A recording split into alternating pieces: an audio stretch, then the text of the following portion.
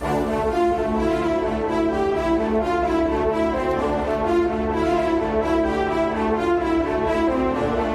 ang unang solar power plant sa bayan ng Calabanga, Camarines Sur. Ito naman ang magandang balita na dala ni Mayor Severo ng nasabing bayan na sinasabing mag-uumpisa na sa darating na third quarter ng taon ang malaking planta. Aabot di umano sa halagang kahalahating bilyong peso ang investment at ito ay sasakop sa 62 hectares na lupa na siyang pagtatayuan ang nasabi ng planta.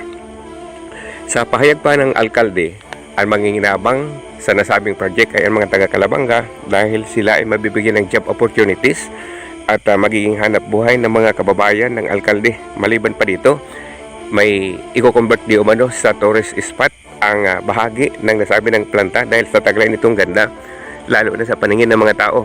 Ang bayan ng Calabanga, unang tinayuan ng solar power plant, samantalang ito ay magandang project di umano ng Department of Energy dahil sa Calabanga inilagay ang nasabing plant. Power plant, around 62 hectare na solar power plant po iyan.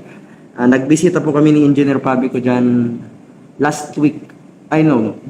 Last Monday lang. Kunya nakaaging Lunes.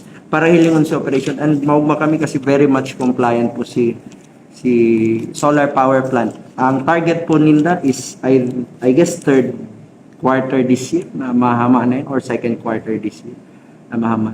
Harani na po sila sa completion. Ang sabi nila around 75% completed na si solar power plant. And sa maharap sana maging may plano kami with si Maggie Bupukayan na maging tourist spot or tourist area, may viewing deck, may kasi overlooking na po siya sa dagat. Private po ba yun? Private pero kairibanan po dyan ng DOE. Nag-discuss kami last month, December, kung paano ang sharing kayan as to... Naman ang pahayag ni Mayor Severo ng bayan ng Calabanga, ang unang bayan na pagtatayuan ng solar power plant sa Camarines Sur. Yan ang balita sa Bunyog, Bicolandia. Ako si Kabunyog Ernie Marfil.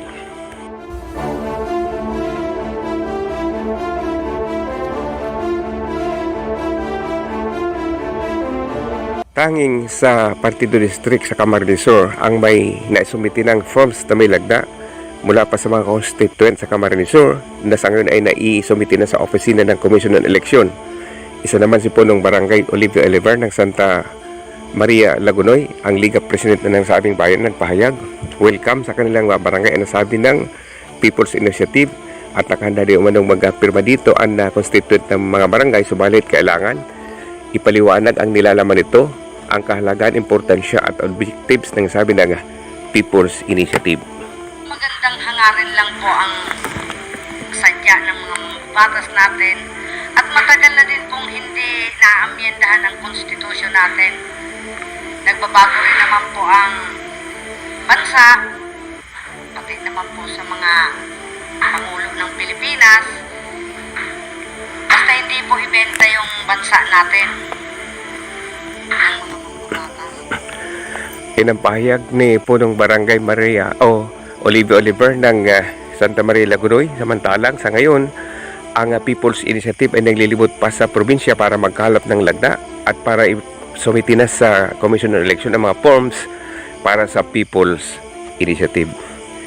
Iyan ang balita sa Bunyog, Bicolandia. Ako si Kabunyog Ernie Marfil.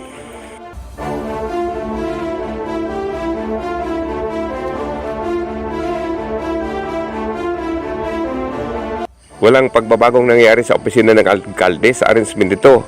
Imbes mga staff lang ang pinalitan sa pag-okupa bilang acting mayor sa bayan ng Sipukot, Camarines Sur. Ito naman ang mariing binigyan ng diin ni Vice Mayor Boboy Macalino sa Sipukot matapos palitan at mag-acting Vice Mayor sa nasabi ng bayan dahil sa pagkakasuspindi sa pinataw na suspensyon ng Kapitolyo kay Alkalde Tomas Bucago.